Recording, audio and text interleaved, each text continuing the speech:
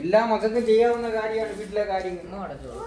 പാപ്പയ്ക്കും ഉമ്മയ്ക്കും അല്ല, എല്ലാവർക്കും മക്കൾക്കും കടമപ്പെട്ടതാണ്. തുണി കഴുകണം, ഈ ഫ്ലോറൊക്കെ ക്ലീൻ ചെയ്യണം, ബാത്റൂം ക്ലീൻ ചെയ്യണം, കേട്ടാ തുടയ്ക്കണം. ഇങ്ങനെ കയറി കിടന്ന് ടിവിയും കണ്ടോണ്ടിരുന്ന കാര്യം നടക്കുമല്ലോ. ഇതൊക്കെ തുടച്ച് വൃത്തിയായിരിക്കണം. റൂമൊക്കെ നല്ല വൃത്തിയായി സൂക്ഷിക്കണം.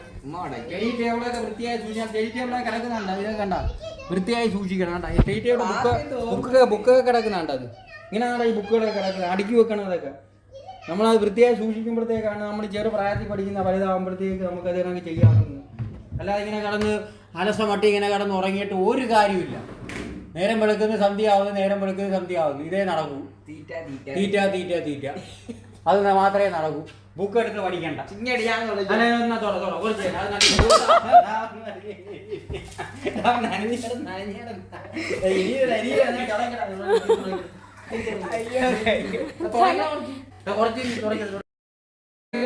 തെന്നിടാ നോക്കി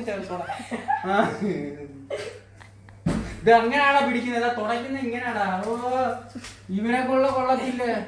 അങ്ങനെയല്ലേ തുടങ്ങി. എങ്ങനെയാടാ പഠിക്കുന്നത്? എന്നാണ് ഇതൊക്കെ പഠിക്കുന്നത്? 13 വയസ്സായല്ലേ, എന്നാ അതൊക്കെ പഠിക്കുന്നത്?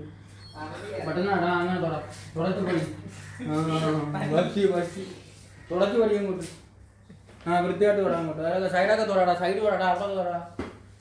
കൊള്ളാം. അങ്ങനെ അവിടെ തുടയ്ക്കണം, നല്ലോണം തുടയ്ക്കണം. ഇപ്പുറത്തെ സൈഡ് തൊടാട്ടാ, ഇപ്പുറത്തെ സൈഡ് തൊടാടാ. അങ്ങനെ കൊള്ളാം. അങ്ങനെ തുടച്ച് അങ്ങോട്ട് വൃത്തിയായിട്ട് തൊടാം, വൃത്തിയായിട്ട് തൊടാം. അതെ